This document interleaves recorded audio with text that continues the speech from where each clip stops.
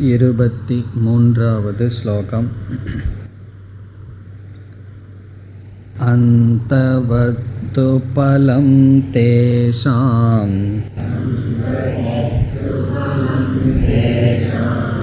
தத்பவத்யல்பமேதசாம்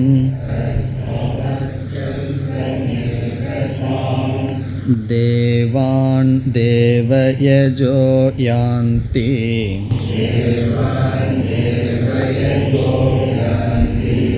மத்பக்தா யாந்தி மாமபி.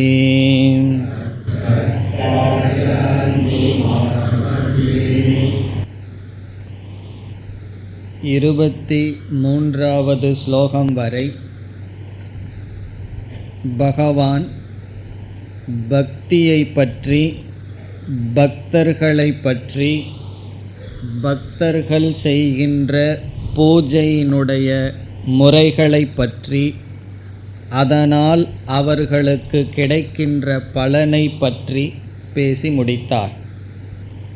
யார் யார் எந்தெந்த தேவதைகளை எந்தெந்த விருப்பத்துடன் எந்தெந்த முறையில் வழிபடுகிறார்களோ அவர்களுக்கு அந்தந்த தேவதையிடம் ஸ்ரத்தையை நான் வளர்க்கின்றேன் என்று பகவான் கூறி, அந்த ஸ்ரத்தையுடன் மேன்மேலும் அவர்கள் வழிபட்டு அவர்கள் விரும்பிய பலனை அடைகிறார்கள். உண்மையில் பலனை கொடுப்பது ஈஸ்வரனாகிய நான் என்று சொன்னார். பிறகு 23வது இந்த ஸ்லோகத்தில் அவர்கள் அடைகின்ற பலன் எப்படிப்பட்டது என்றால், அந்தவத் தேஷாம் பலம், சகாம பக்தர்களினால் அடையப்படுகின்ற பலன் அந்தவது முடிவுக்கு உட்பட்டது, அனித்தியமானது என்பது பொருள். பிறகு நமக்கு சந்தேகம் வரலாம், அனித்தியமாக இருக்கட்டுமே என்றால் வேறு சில தன்மைகளையும் சென்ற வகுப்பில் பார்த்தோம். துஷ்பூரத்துவம், அவர்கள் அடைகின்ற பலன் அவர்களை நிறைவு செய்யாது.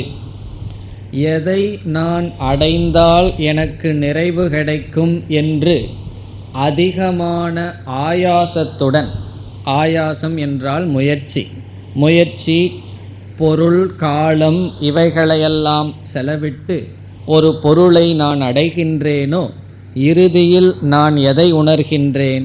அந்த பொருள் என்னை நிறைவுபடுத்தாது. பிறகு மனம் வேறு பொருளுக்கு செல்கின்றது.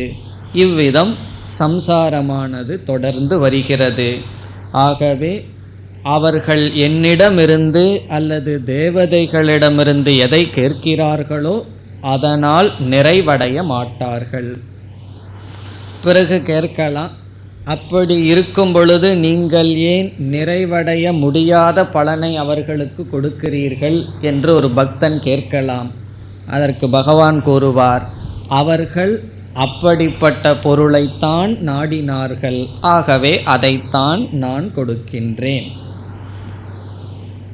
இவ்விதம் தேவான் தேவயஜோ யாந்தி, பூலோகத்தில் இருக்கும் பொழுது அனித்தியமான பொருள்களை அடைந்து அவர்கள் நிறைவற்றவர்களாகவே இருக்கிறார்கள்.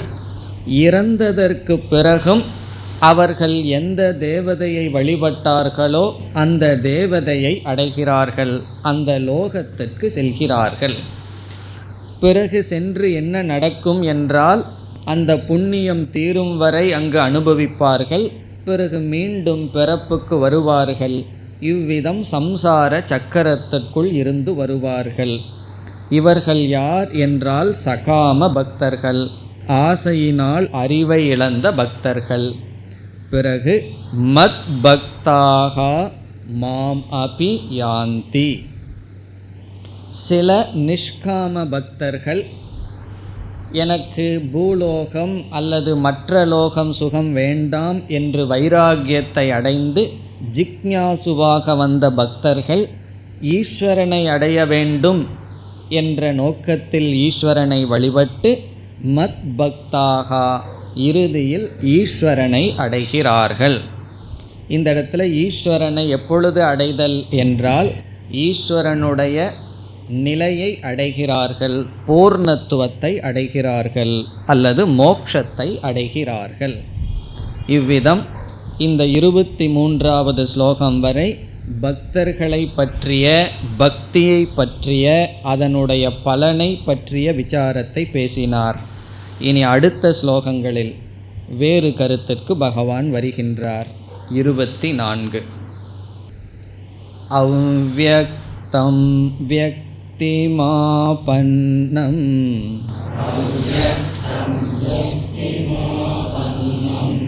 மன்யந்தே மாமபுத்தயக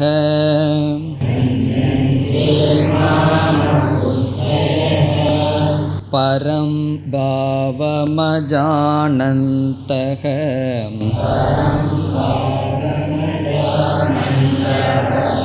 மமாவ்யயமனுத்தமம்.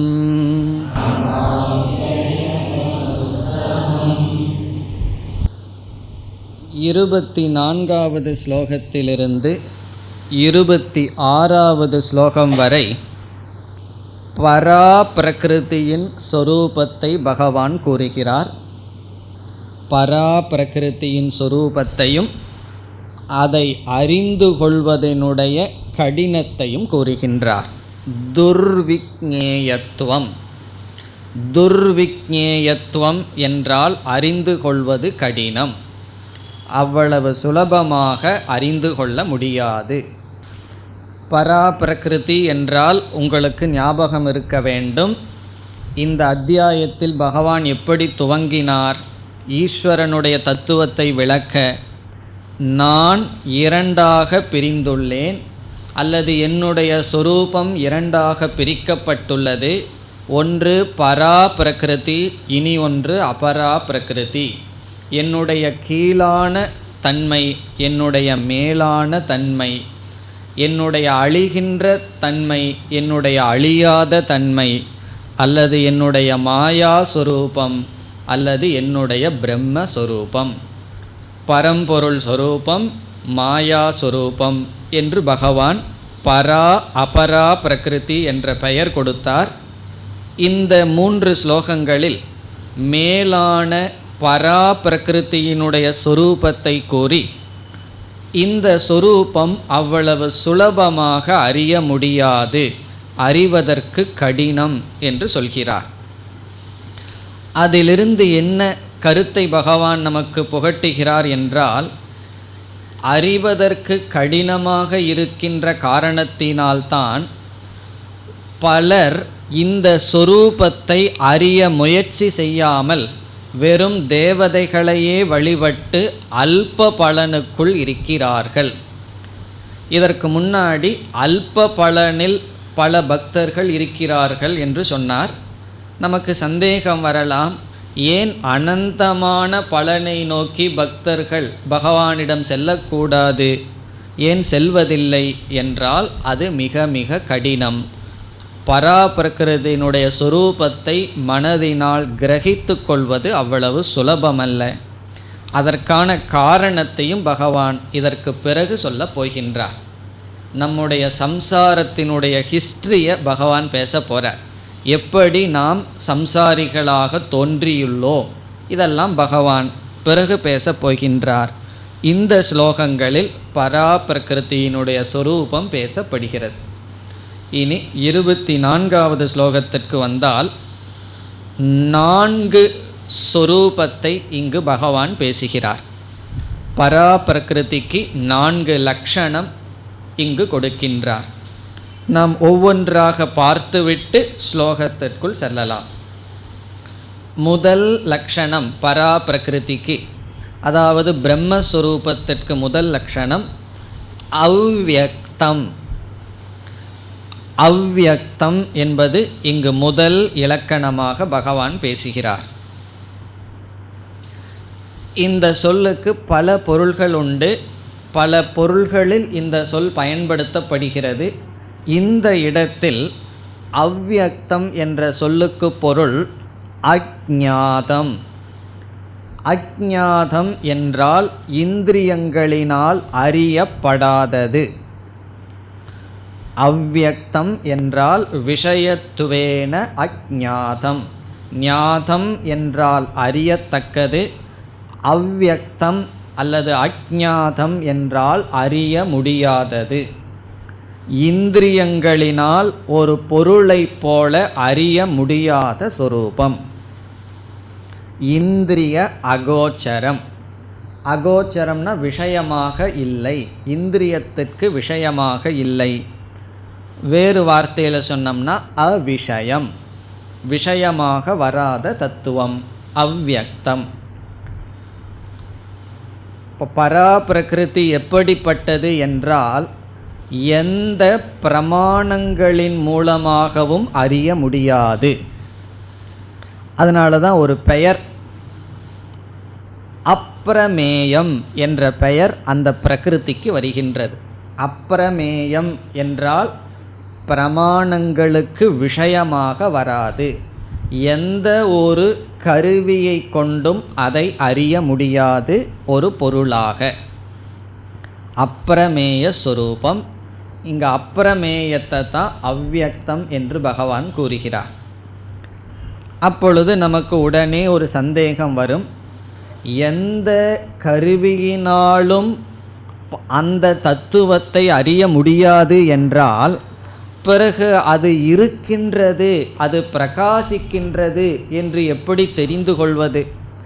ஒரு பொருள் இருக்கிறது என்று சொல்வதற்கு ஏதாவது ஒரு கருவியின் மூலமாக, ஞானேந்திரியத்தின் மூலமாகவோ அல்லது அனுமானத்தின் மூலமாகவோ அல்லது சாஸ்திரத்தின் மூலமாகவோ அது இருக்கின்றது என்று ஒன்று பிரமாணம் சொல்லியாக வேண்டும்.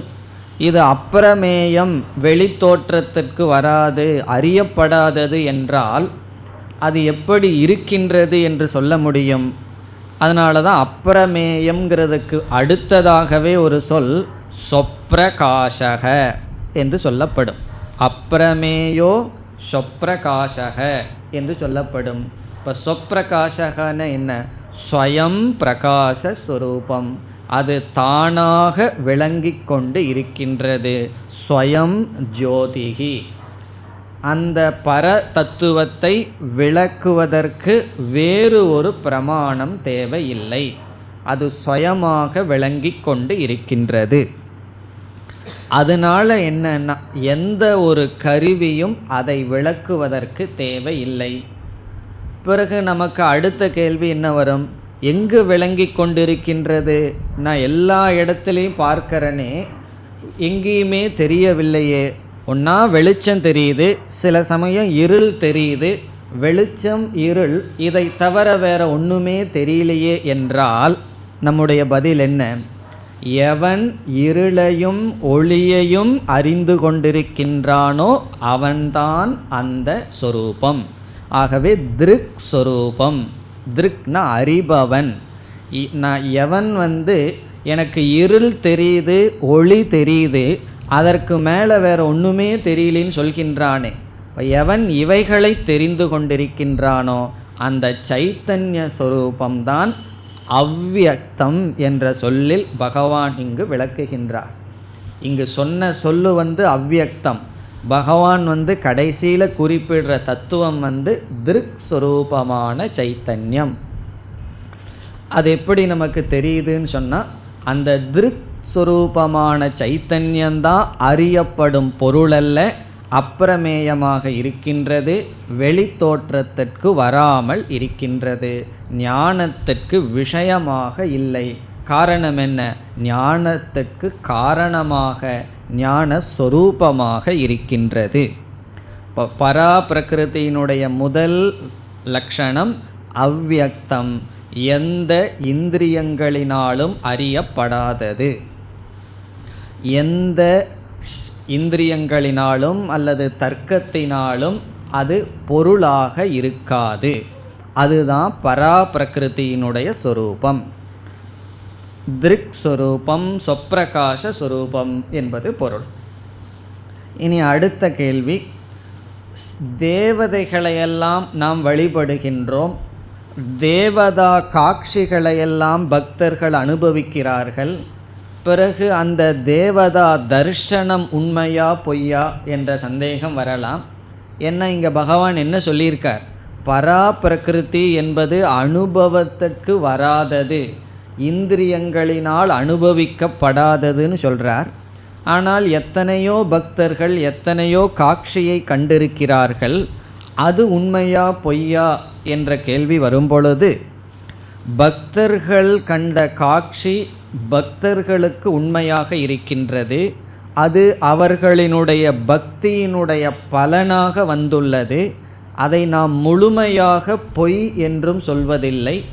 அதே சமயத்தில் அந்த பக்தர்களே அந்த காட்சியை படியாக பிறகு சொல்வார்கள். இப்போ ராமகிருஷ்ண பரமஹம்சர் காளி தேவியினுடைய தர்ஷனத்திற்கு பிறகு என்ன சொன்னார்? ஞானவாளால் நான் காளியை வெட்டி எறிந்தேன் என்று பிறகு கூறுகின்றார். ஆகவே தேவதா தர்ஷனம், தனிப்பட்ட சில அனுபவங்கள், இவைகளெல்லாம் பக்தர்களுக்கு வருவது என்பது ஒரு வியாவகாரிகமாக நடக்கின்ற உண்மை. அது அவர்களுடைய தவத்தினுடைய பலன், ஸ்ரத்தையை வளர்க்க அது பயன்படும். அதனால் அது முற்றிலும் பொய், அது தவறு அல்லது வெறும் மனதினுடைய கோளாறு என்று நினைத்து விடக்கூடாது. இப்போ தியாகராஜர் எவ்வளவோ கோடி முறை ராமனுடைய நாமத்தை சொல்லி ராமர் காட்சி கிடைச்சதுன்னு சொன்னால் இதெல்லாம் வெறும் மென்டல் ப்ரொஜெக்ஷன் அப்படின்னு சொல்லி விடக்கூடாது. அப்படி சொன்னால் எல்லாமே மென்டல் ப்ரொஜெக்ஷன் தான். ராமர் என்ன, இந்த உலகமே மனதினால் கற்பிக்கப்பட்டது தான். ஆகவே அந்த தேவதா தரிசனமும் அந்த நிலையில், பக்திங்கிற நிலையில் படியாக ஏற்றுக்கொள்ளப்படுகிறது. ஆனால் தத்துவம் சத்தியம் மித்யா என்று வரும்பொழுது பகவான் சொல்கிறார், அப்படி நான் சகுணமாக காட்சியளிப்பதெல்லாம் என்னுடைய அபரா பிரகிருதி, என்னுடைய நிர்குண சொரூபம் எந்த காட்சிக்கும் வராது, எந்த சப்தமாகவும் இருக்காது. இப்போ கடைசியில் எதையை தேடணும்னா எந்த காட்சியோ அல்லது எந்த சப்தமோ அல்ல, அசப்தமான, அதான் துரியம் அமாத்திரை என்றெல்லாம் சொல்லப்படும் எந்த அனுபவத்திற்கும் வராத தத்துவம், அதைத்தான் இங்கு பகவான் அவ்யக்தம் என்று சொல்கின்றார். அனுபவத்திற்கு வராத, எல்லா அனுபவத்திற்கும் காரணமாக இருக்கின்ற தத்துவம்தான் பரா பிரகிருதி. இனி இரண்டாவது லட்சணத்திற்கு செல்லலாம். பரம்பாவம் என்பது இரண்டாவது லட்சணம்.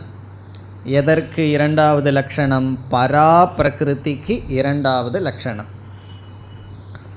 பரம்பாவம் என்றால் மேலான சத்தியம், பாரமார்த்திக சத்தியம், என்றும் இருக்கின்ற உண்மை. பரமாத்ம ஸ்வரூபம் அல்லது மாறாத உண்மை. நாம் அனுபவிச்சிட்ருக்கிறதெல்லாம் விவகாரத்துக்கு உண்மையாக இருக்குது. அதனால் இதை வியாவகாரிக சத்தியம்னு சொல்லுவோம். கனவு நமக்கு மட்டும் உண்மையாக இருக்குது, அதனால் பிராதிபாசிக சத்தியம்னு சொல்லுவோம். ஆனால் என்றும் மாறாமல் இருக்கின்ற சத்தியத்திற்கு பாரமார்த்திக சத்தியம், தமிழில் சொல்லணும்னா பேருண்மை என்று சொல்லலாம். அதைத்தான் இங்கு பரம்பாவம். இங்கே பாவம்னு சொன்னால் எக்ஸிஸ்டன்ஸ், இருப்பு. பரம் என்றால் என்றும் இருப்பது, மாறாமல் இருக்கின்ற சொரூபம். சா காஷ்டா சா பராகதிகி என்று கடோபனிஷத்தில் வர்ணிக்கப்படும். அதுவே மேலான உண்மை, அதற்கு மேலொன்று இல்லை, என்றும் இருக்கின்ற சொரூபம். இதிலிருந்து பகவானுடைய அபரா பிரகிருதி அபரம்பாவம் என்று தெரிகிறது. அது மாறக்கூடியது, நாமரூபங்கள் சொரூபமாக இருப்பது. ஆனால் பரா பிரகிருதி மாறாதது அல்லது என்றும் இருக்கின்ற சத்தியம், சத்தியஸ்வரூபம் என்று பொருள். பிறகு மித்தியாவாக இருக்கிறது, பொய்யாக தெரிகிறது என்னன்னா, அதையும் பகவானிடமிருந்து பிரிக்க முடியாது. அது பகவானுடைய அபரா பிரகிருதி, கீழான பிரகிருதி. இனி மூன்றாவது சொல்லுக்கு வருவோம். அவ்வியம். மூன்றாவது லட்சணம் பராபிரகிருதிக்கு அவ்வியம். வியம் என்றால் தேய்வு. வியம் என்றால் தேய்வு, மாற்றம், அழிவு. அவ்வியம் என்றால் அழியாதது, தேயாதது, விகாரத்தை அடையாதது. சமஸ்கிருதத்தில் செலவுக்கு வியம் என்று சொல்வார்கள். ரொம்ப வியம் ஆயிடுதுன்னா ரொம்ப செலவாயிடுதுன்னு அர்த்தம். பணம் செலவிடுவதற்கும் வியம் என்று சொல்லப்படும். அந்த செலவாயிட்டா என்ன ஆயிருக்குன்னா, நம்ம பேங்க் பேலன்ஸ் கொஞ்சம் தேஞ்சிருக்கும் அல்லவா, காரணம் என்ன, கொஞ்சம் குறைஞ்சிருக்குன்னு அர்த்தம், மாறி இருக்குன்னு அர்த்தம். அது வியம். அவ்வியம்னா மாறாமல் இருக்கும், செலவே பண்ண மாட்டான்னு அர்த்தம், யாருக்குமே கொடுக்க மாட்டான், மாறாமல் அப்படியே வைத்து கொண்டிருப்பார்கள். அது அவ்வியம், மாறாத ஸ்வரூபம்.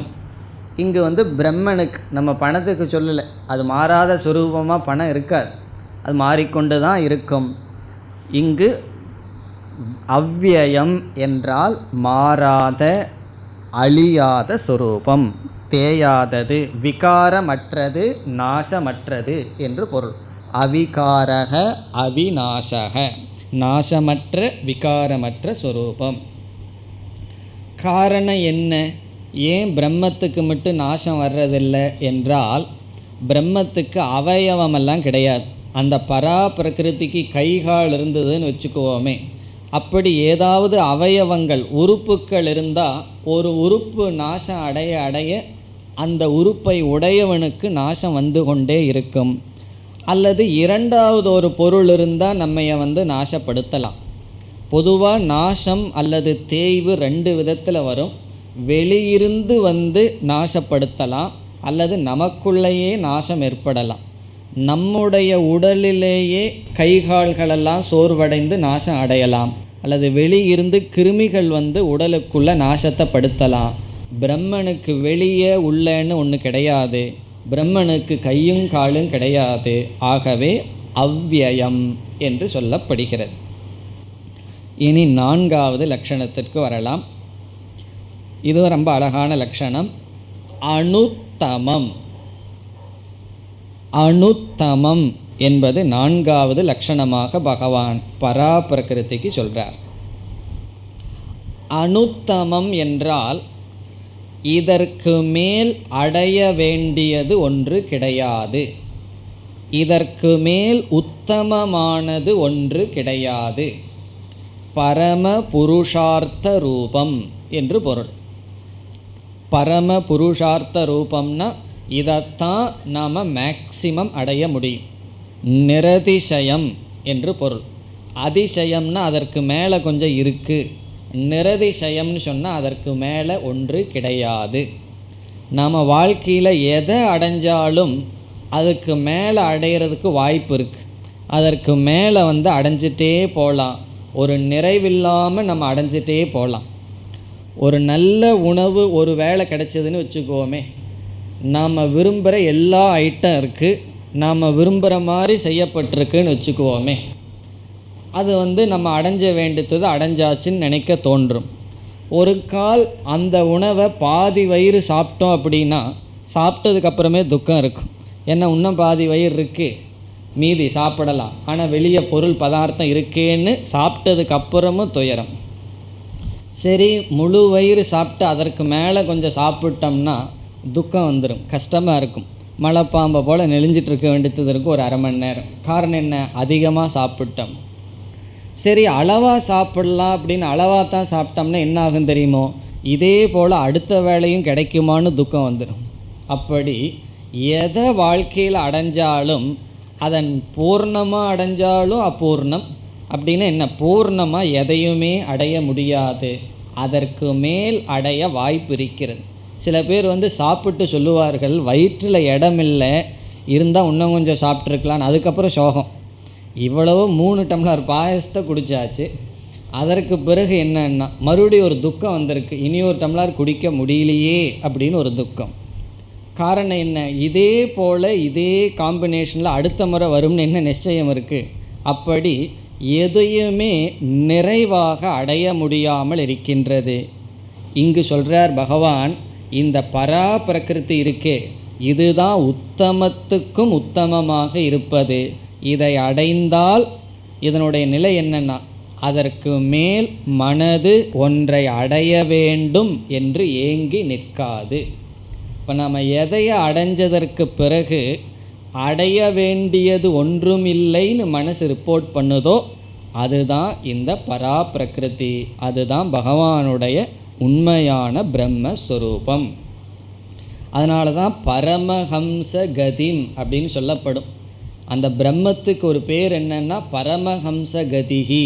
பரமஹம்ச கதிகினா மேலானவர்களால் அடையப்படுகின்ற லட்சியம் அந்த பிரம்மன். காரணம் என்ன? அதற்கு மேலே ஒன்றை அடைய வேண்டியதில்லை. சம்சாரம்ங்கிறது என்னவென்றால், நான் அடைய வேண்டும், நான் ஒன்றை நாட வேண்டும்ங்கிறது தான் சம்சாரம். இதை நான் தேடணும், நான் நிறைக்க வேண்டும்ங்கிறது சம்சாரம். மோக்ஷங்கிறது நிறைதல். நிறைதல்ங்கிறதுனா எதில் நிறைத்தல்? மனதில் நிறைத்தல் மோக்ஷம். அறிவுனால தான் இந்த நிறைவு வரும். நம்முடைய ஸ்தூல உடல் இருக்குது, ஸ்தூல உடலுக்கு பசிங்கிறது வருது. பசி அப்படிங்கிறது ஸ்தூல உடலுக்கு வர்ற ஒரு விதமான நோய். நம்ம கண்ணை மூடி உட்காந்துட்டு கொஞ்ச நேரம் சாப்பாட்டை பற்றி தியானம் பண்ணோம்னா பசி நீங்கிருமானா? கொஞ்சம் அதிகமாகும். தியானம் கொஞ்சம் எக்ஸ்ட்ரா பண்ணோம்னா பசி அதிகமாகும். காரணம் என்னன்னா, ஸ்தூல உடலுக்கு வருகின்ற நோய்க்கு பரிகாரமாக ஸ்தூலந்தான் வந்தாகணும். ஸ்தூல உடலை நிறைவுபடுத்துறதுக்கு பரிகாரமாக வேறொரு ஸ்தூல ஆகாரம் வரணும். அதே போல் சம்சாரம் மன குறை அப்படிங்கிறது ஸ்தூலமாக கிடையாது, அது ரொம்ப சூக்ஷ்மமாக இருக்கின்றது. இப்போ சூக்ஷ்மமாக நம்முடைய மனதில் இருக்கின்ற குறையை நம்ம ஸ்தூலமான பொருள்களை வச்சு நிறைவுபடுத்த பார்க்குறோம். அது எப்படி முடியும்? அங்கேயும் சூக்ஷ்மமான அறிவை கொண்டு தான் நிறைக்க முடியும். இப்போ நம்முடைய சம்சாரம்ங்கிறது சூக்ஷ்மமான மனதினுடைய அதிருப்தி, அதை சூக்ஷ்மமான இந்த ஞானத்தில் நிறைக்க முடியும். இங்கே நாலாவதாக பகவான் சொல்கிறது, அந்த சூக்ஷ்மமான அறிவினால் நிறையக்கூடியது. அந்த அறிவுக்கு விஷயமாக நம்ம நிறைக்கக்கூடியது எதுன்னு சொன்னால் என்னுடைய பரா பிரகிருதி, அதாவது மோக்ஷஸ்வரூபம் என்று பொருள். இப்போ இந்த 4 லட்சணத்தை இந்த ஸ்லோகத்தில் பகவான் வைத்திருக்கின்றார். இப்பொழுது ஸ்லோகத்திற்குள் செல்லலாம். முதல் சொல் அவ்யக்தம். அவ்யக்தத்துக்கு பொருள் பார்த்தோம். இந்திரியங்களினால் அறிய முடியாதது, அஜ்ஞாதம், அவிஷயம். இங்கு பகவான் எப்படி சொல்கின்றார்? என்னுடைய உண்மையான சொரூபம் இப்படி இருக்கும் பொழுது அறிவு அற்றவர்கள் என்னை இவ்விதம் நினைக்கிறார்கள் என்று சொல்கிறார். இந்த 4ஐயும் பகவான் வரிசையாக சொல்லவில்லை, பகவான் சொல்கின்ற விதம் வேறு. ஆனால் 4 கருத்தையும் பகவான் இங்கு சொல்லியிருக்கின்றார். இப்போ முதல் வரியில் என்ன சொல்கிறார்? நான் எந்த ஒரு இந்திரியத்தினுடைய அனுபவத்திற்கும் வராதவனாக இருக்கின்றேன், ஆனால் என்னை பார்க்கப்படும் பொருளாக அறிவிழிகள் நினைக்கிறார்கள் என்று சொல்கிறார். நான் அனுபவிக்கப்படும் பொருளாக நினைக்கிறார்கள். இப்போ அவ்யக்தம், அவ்யக்தமாக இருக்கின்ற என்னை வியக்திம் ஆபன்னம். வியக்திம் என்றால் இங்கு வெளித்தோற்றத்திற்கு வந்ததாக, அதாவது அனுபவிக்க கூடியதாக, இந்திரியங்களினால் பார்க்கக்கூடியதாக மன்யந்தே நினைக்கிறார்கள். வியக்திம் என்றால் அறியக்கூடியதாக, ஆபன்னம் என்றால் ஆனதாக, மாறிவிட்டதாக. வியக்திம் ஆபன்னம் என்றால் வெளித்தோற்றத்திற்கு வந்ததாக, அனுபவிக்க கூடியதாக, மாறியதாக, மன்யந்தே நினைக்கிறார்கள். யாரை?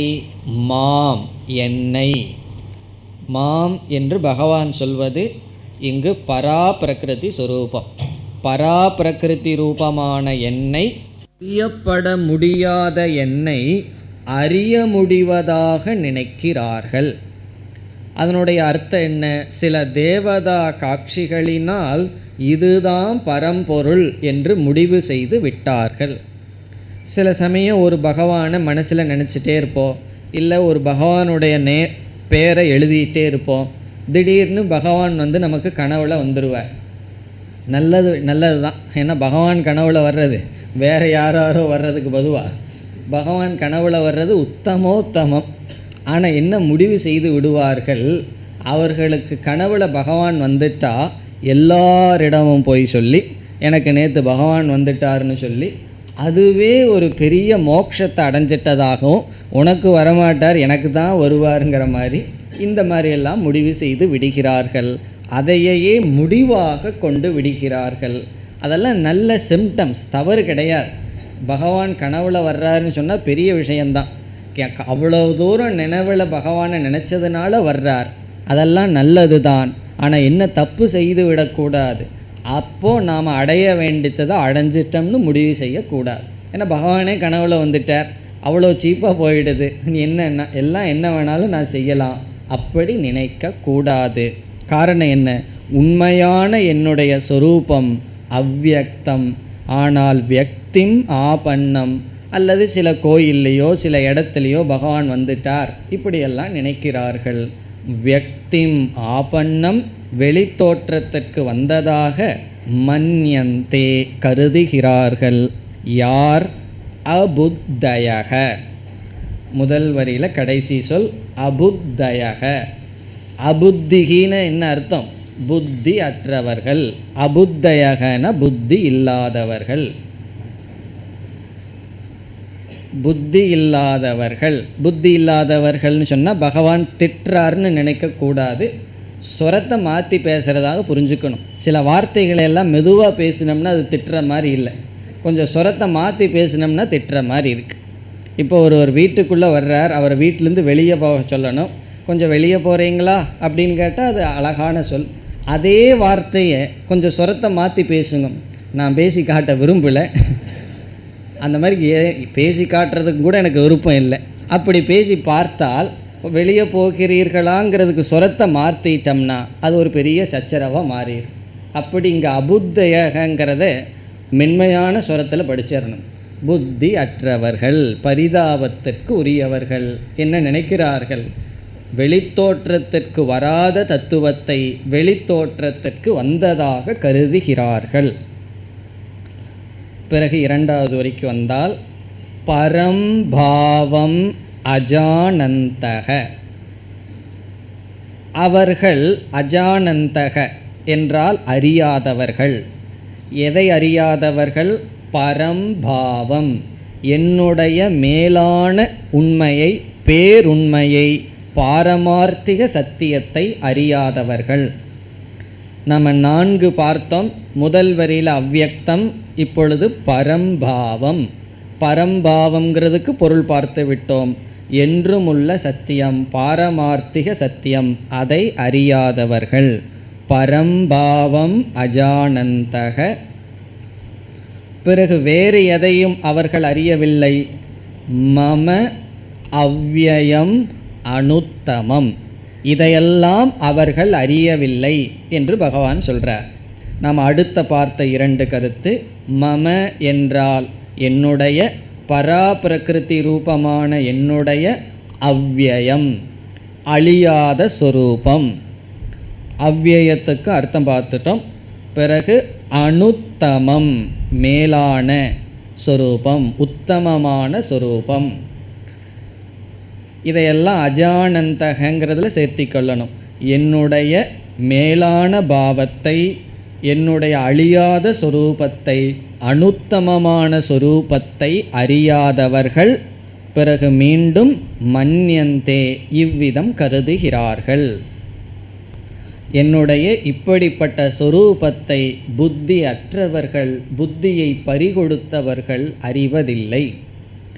பிறகு நமக்கு சந்தேகம் வர வேண்டும், அவங்க எங்கே போய் புத்தியை பறிகொடுத்துட்டாங்க, எப்படி பறிகொடுத்தார்கள், இந்த கதையெல்லாம் பகவான் சொல்ல போகின்றார். இந்த அத்தியாயத்திலேயே நாம் எந்த இடத்துலேருந்து புத்தியை பறிகொடுத்தோம்னு சொல்ல போகிறார். அது ஒரு ரகசியமாக வச்சுக்குவோமே, அங்கே எந்த இடத்துல சொல்கிறாரோ அங்கே பார்ப்போம். இந்த தேதியிலிருந்து ஒவ்வொருவரும் புத்தியை பறிகொடுத்தார்கள். அது என்ன தேதி என்றால் அவரவர் ரகசியத்தை சொல்லணும்னு எனக்கு தோணிடுது. என்ன ரொம்ப நேரம் ரகசியமாக வச்சுக்க வேண்டாம். எந்த தேதியிலிருந்து அவரவர்களுடைய புத்தியை பறிகொடுத்தோம் நீங்களே சொல்லணும். அவரவர்களுடைய பர்த்டே, அவர்களுடைய பிறந்த தேதியிலிருந்து அவரவர்களுடைய புத்தியை பறிகொடுத்தவர்களாக பிறக்கிறார்கள் பகவான் சொல்ல போகிறார். அங்கு அதிகமாக பார்ப்போம். இனி அடுத்த ஸ்லோகத்திற்கு செல்லலாம். 25.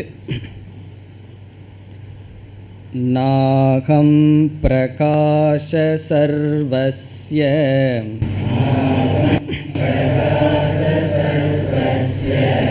யோக மாயா சமாவ்ருதஹ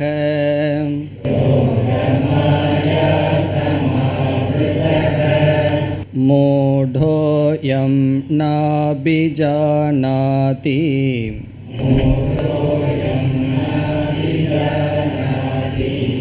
லோகோ மாமஜமவ்யயம்.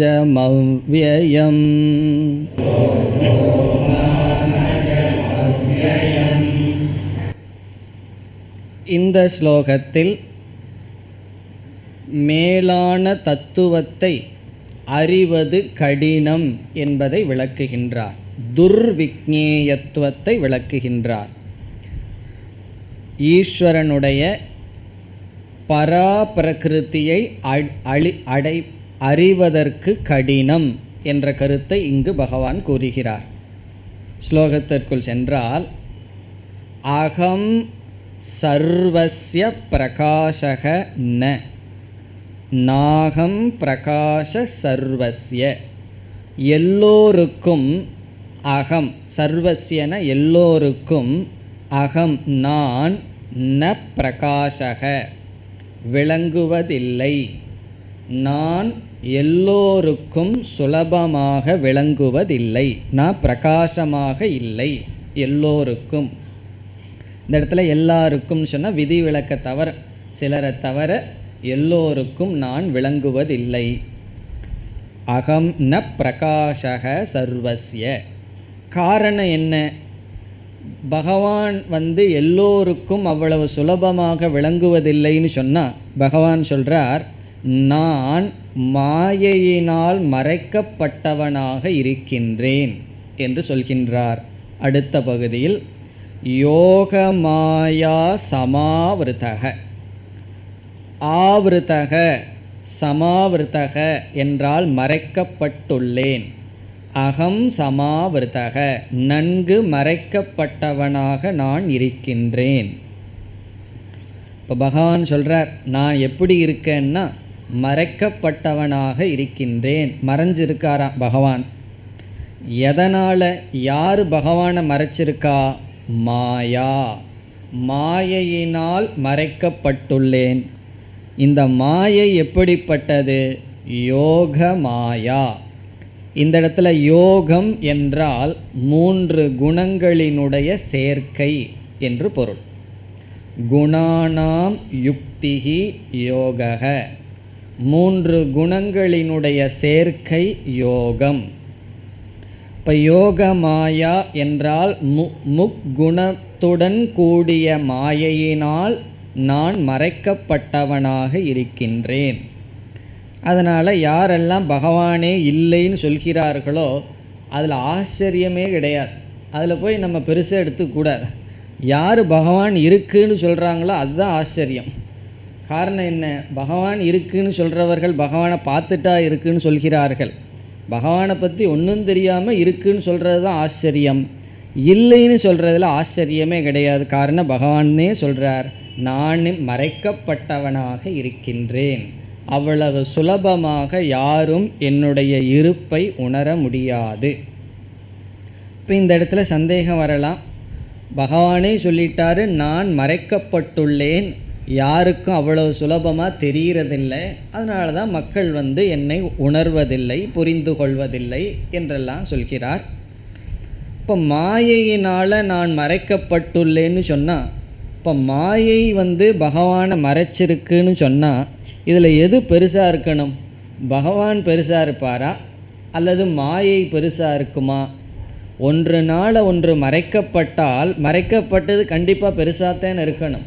அப்பொழுது தானே மறைக்க முடியும்னு சந்தேகம் நமக்கு வரலாம். அதற்கு நமக்கு உதாரணங்கள் இருக்கே.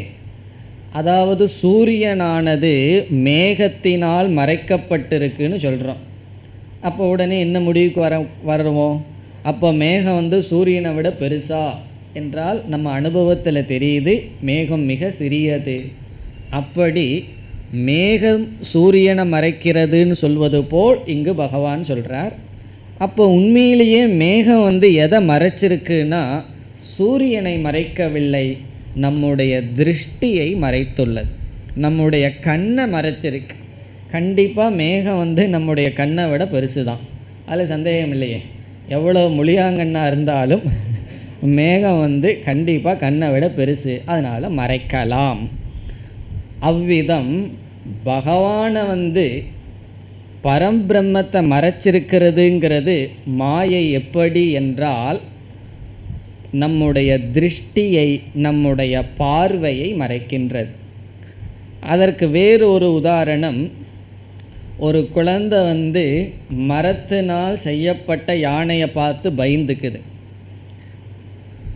இந்த இடத்துல அந்த குழந்தையினுடைய திருஷ்டி எதை மறைத்ததுன்னு சொன்னால், அங்கே யானை என்கின்ற ஒரு உருவம், ஒரு தோற்றமானது அதனுடைய சொரூபமான மரம் என்பதை மறைத்து விட்டது. அதனால் அது அதை பார்த்து பயம் கொள்கிறது. இப்போ மறைத்து விட்டதுன்னு சொல்லும் பொழுது அந்த குழந்தை உண்மையிலேயே எதை பார்த்துட்ருக்கு? அது மரத்தைத்தான் பார்த்துட்ருக்கு. ஆனால் பயம் யானைன்னு நினச்சி பயந்துட்டுருக்கு. காரணம் என்னன்னா, இதற்கு பேர் தான் யோகமாயா என்று சொல்வது. யோகமாயான்னு சொன்னால் அதையே பார்த்துட்டு அது இல்லைன்னு சொல்கிறது தான் யோகமாயா. இப்போ பகவானைத்தான் பார்த்துட்ருக்கோம், ஆனால் நம்ம என்ன சொல்லிகிட்ருக்கோம்? பகவானை தவிர எல்லாத்தையும் பார்த்துட்ருக்கோம். பகவான் எங்கேன்னு கேள்வி வேறு கேட்டார். சில பேர் கேட்பார்கள் அல்லவா, கடவுள் இல்லை, இருந்தால் காட்டு. நம்மளால் ஏன் காட்ட முடியல? அதுக்கு என்ன பதில்? கடவுள் இல்லைன்னு ஒருவர் சொல்கிறார், கடவுளை காட்டுன்னு சொல்கிறார். நம்மளால் ஏன் காட்ட முடியலன்னு சொன்னால், கடவுள் எங்காவது உட்கார்ந்துட்டு இருந்துருன்னா கூட்டிகிட்டு காமிச்சிடலாம், இதுதான் கடவுள் பார்த்துருன்னு. கடவுளை தவிர வேறு யாருமே இல்லையே, பிறகு எங்கே போய் கடவுளை காட்டுறது? ஆகவே அவனுடைய திருஷ்டியில் கோளாறு இருக்குன்னு அர்த்தம். அவனுடைய பார்வையில், புத்தியில் கோளாறு இருக்குது. ஆகவே இங்கு பகவான் யோகமாயான்னா இதுதான் பெரிய மாயை. அதையே பார்த்துட்டு அது இல்லைன்னு சொல்கிறத தவிர வேறு என்ன செய்ய முடியும்? வேறு ஏதாவது துணியில் மறைச்சி வச்சு கண்கட்டி வித்தை செய்தால் அது ஒரு மாயைன்னு சொல்லலாம். ஆனால் இந்த உலகம் பூரா ஈஸ்வர ஸ்வரூபம். ஒருவனுக்கு ஈஸ்வரனை தவிர எல்லாம் தெரிஞ்சிட்ருக்கு. அதுதான் யோக மாயா. அவரவர்களுடைய புத்தியை நான் மறைத்திருக்கின்றேன். அதனால் யாரும் என்னை அடையாளம் கண்டு கொள்வதில்லை, யாரும் என்னை தெரிந்து கொள்வதில்லை. இப்போ யோக மாயா சமாவிருத்தக, அது சம்னு வேற போடுற. சமாவிரதகன நன்கு மறைக்கப்பட்டவனாக இருக்கின்றேன். நான் யோக மாயையினால், என்னுடைய மாயா சக்தியினால் அனைவருக்கும் மறைக்கப்பட்டவனாக ந பிரகாசக அகம். இதனுடைய பொருள் என்னன்னா, ஜீவர்களுடைய திருஷ்டியானது பரா பிரகிருத்தியிலிருந்து அபரா பிரகிருதிக்கு போய் நாமரூபத்தில் இருந்து அந்த வஸ்து சத் வஸ்துவை விட்டு விட்டது. நாம ரூபத்துக்குள்ள திருஷ்டி போச்சுன்னா சத்து வஸ்து போயிடும், சத்து வஸ்துவில் திருஷ்டி போச்சுன்னா நாம ரூபம் போயிடும். இதைத்தான் நாயக்கண்டா கள்ளக்கானம்னு சொல்கிறோம். நம்ம என்ன புரிஞ்சு வச்சுருக்கோம்? நாயக்கண்டா அடிக்கிறதுக்கு கல் கிடைக்கலன்னு நினச்சிட்ருக்கோம். கல்லில் ஒரு நாய் செய்யப்பட்டிருக்கு, நாயின்னு பார்க்குற வரைக்கும் கல் என்கின்ற புத்தி போயிடும். கல் அப்படின்னு பார்க்கும்போது அந்த இடத்துல நாய்ங்கிறது போயிடும். ஏதோ ஒரு திருஷ்டி தான் இருக்க முடியும். அப்படி நாமரூப திருஷ்டி இருக்கும் பொழுது அதிஷ்டான திருஷ்டி மறைந்துவிடும். இங்கு நாமரூபத்தில் மனது கவரப்படுவது தான் யோக மாயையா சமாவிருதக.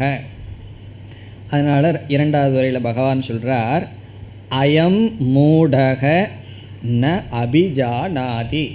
அப்படியே வார்த்தையை கொஞ்சம் பெருசுபடுத்திகிட்டே போகிறார். முதல்ல ஏதோ அபுத்தின்னு சொன்னார், இப்போ என்ன சொல்கிறார்? மூடக. இது அன்பாக சொல்கிற மாதிரி எடுத்துக்கணும். ஏன்னா பகவான் தானே பேசுகிறார். அயம் மூடக, இந்த மூடன் ந அபிஜானாதி அறிவதில்லை. லோகக அடுத்த சொல் லோககன உலகம், மக்கள் அர்த்தம். அயம் மூடக லோகக. இந்த லோகத்துக்கு பகவான் கொடுக்குற அடைமொழி என்ன? மூடக லோகக. அறிவை இழந்த இந்த உலகம் ந அபிஜானாதி என்னை அறிவதில்லை. பிறகு மீண்டும் சொல்கிறார், நான் எப்படிப்பட்டவனாக இருக்கின்றேன்? மாம் அஜம் அவ்யயம். மாம் என்றால் என்னை, ந அபிஜானாதி அறிவதில்லை. எப்படிப்பட்ட என்னை? அஜம் பெறப்பற்ற, அவ்யயம் அழிவற்ற. இந்த இடத்துல அவ்யயம் என்றால் அழிவற்ற, தோற்றத்திற்கு வராத. அவ்யயம் அவ்யக்தம், வெளித்தோற்றத்திற்கு வராத, அழிவற்ற. அஜம் என்றால் பிறக்காத, பிறப்பற்ற, வெளித்தோற்றத்திற்கு வராத என்னுடைய சொரூபத்தை மூடர்களாகிய இந்த உலகம் ந அபிஜானாதி அறிவதில்லை. ஏன் அறிவதில்லை? எப்படி என்னென்ன செஞ்சால் அறிய முடியும்? இதெல்லாம் பகவான் பேச போகின்றார். இந்த இடத்துல மேலான சொரூபத்தை சொல்லி அந்த சொரூபத்தை அவ்வளவு சுலபமாக யாரும் புரிந்து கொள்வதில்லை. எல்லாரும் லோககன்னு சொல்லிட்டார். உலகமே மாயையினால் மறைக்கப்பட்டு யோக மாயையினால் மூடப்பட்டிருக்கின்றது என்று கூறினார். இனி அடுத்த ஸ்லோகத்தில் பகவான் கூறுகின்றார் 26. வேதாகம் சமதீதானி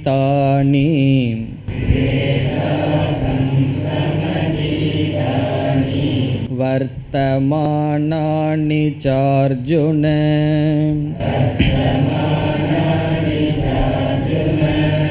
பவிஷ்யானி ச பூதானி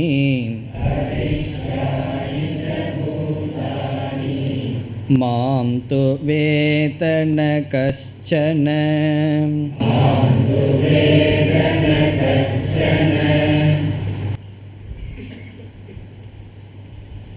சென்ற ஸ்லோகத்தில் சொன்னார், என்னை யாரும் அறிவதில்லை.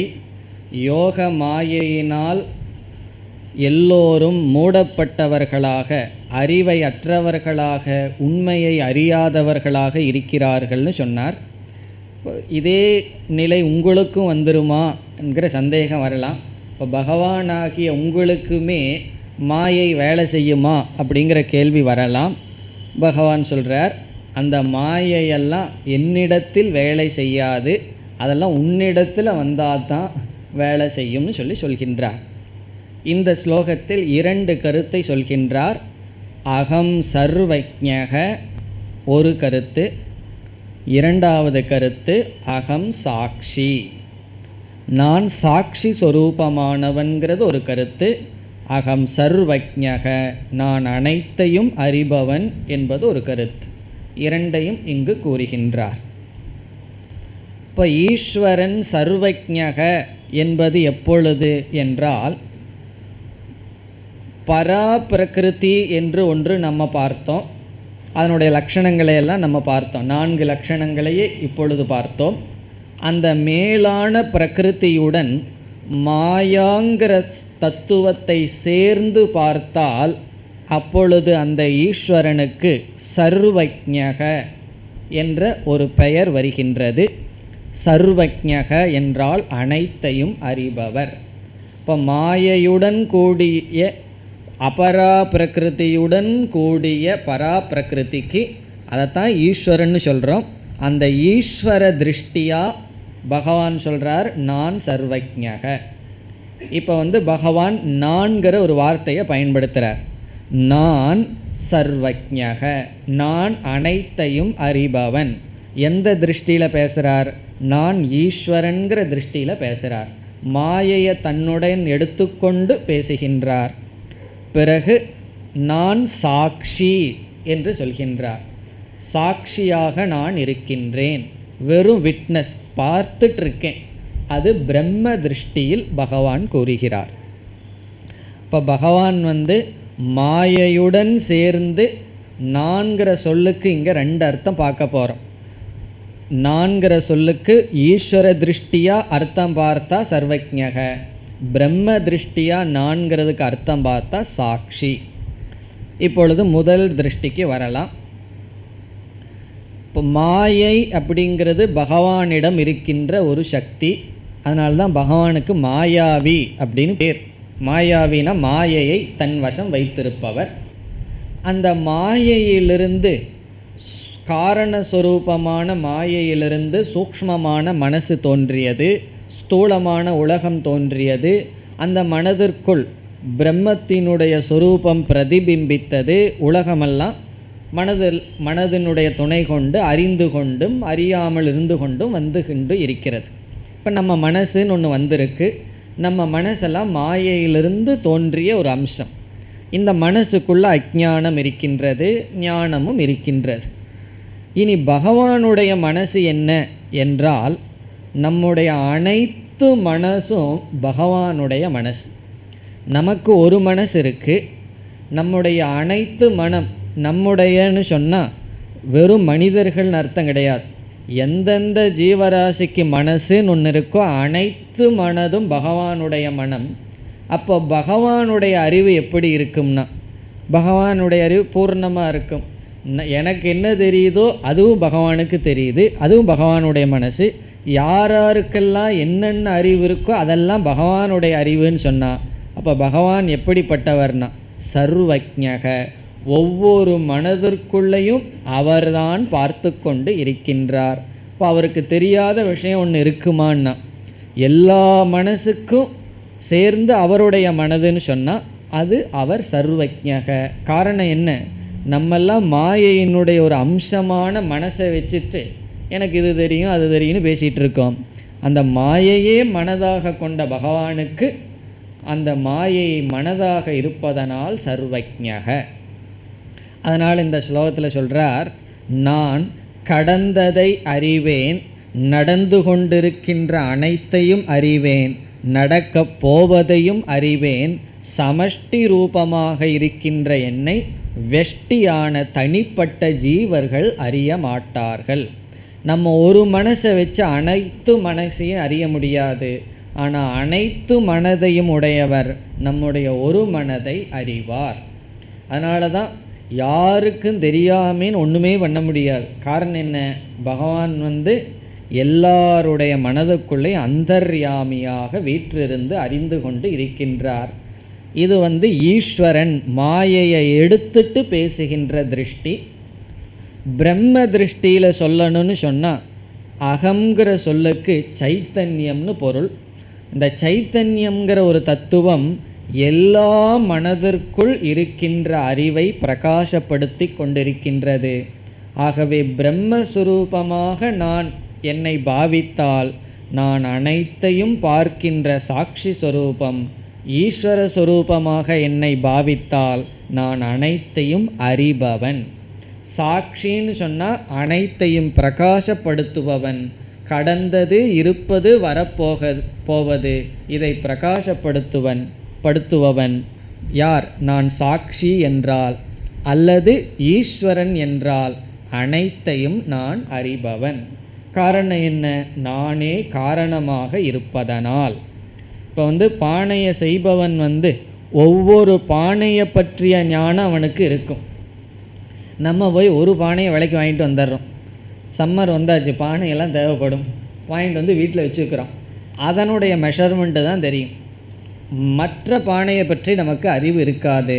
ஆனால் பானையை செஞ்சவனுக்கு ஒவ்வொரு பானையை பற்றி அறிவு இருப்பது போல் நம்ம ஒவ்வொருவரும் ஒவ்வொரு பானை போல் பகவானுக்கு.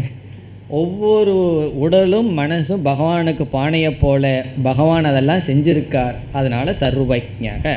அதைத்தான் சொல்றார், வேத அகம் சமதீதானி. வேதாகம் அதை பிரிக்கணும். அகம் வேத நான் அறிகின்றேன். சமதீதானி கடந்ததை, கடந்த அனைத்தையும் அகம் வேத. சரி, போனதைத்தான் நீங்கள் தெரிஞ்சு வச்சுருக்கீங்க, இப்போ இருக்கிறது உங்களுக்கு தெரியாதான்னா வர்த்தமானானிச்ச அர்ஜுன. ஹே அர்ஜுனா, இருப்பதையும் நான் அறிகின்றேன். வரப்போவது பவிஷ்யானிச்ச, வர இருப்பதையும், பவிஷ்யானினா ஃப்யூச்சர், வரப்போகின்ற பூதானி. இந்த இடத்துல பூதானின்னு சொன்னால் அனைத்தையும் அர்த்தம், சர்வாணி என்று பொருள். கடந்த, இருக்கின்ற, வரப்போகின்ற அனைத்தையும் நான் அறிவேன். மாம் என்னை கஷ்சன ந வேத யாரும் அறிய மாட்டார்கள். கஷ்சன எந்த ஜீவனும், மாம் ஈஸ்வர ஸ்வரூபமாக இருக்கின்ற என்னை ந வேத அறிய மாட்டார்கள். பிறகு நான் அனைத்தையும் அறிகின்றேன். அகம் சர்வஜ்ஞக. நான் ஈஸ்வரனாக இருந்து எல்லாத்தையும் அறிகிற மாயை எனக்கு சர்வஜ்ஞகங்கிற தன்மையை கொடுக்குது. ஜீவனுக்கு போகும்போது அல்பஜ்ஞக அல்லது அவனுடைய அறிவை மறைக்கின்றது. எனக்கு வரும்பொழுது அலங்காரமாக இருக்கின்றது என்று கூறுகிறார். மேலும் அடுத்த வகுப்பில் பார்ப்போம்.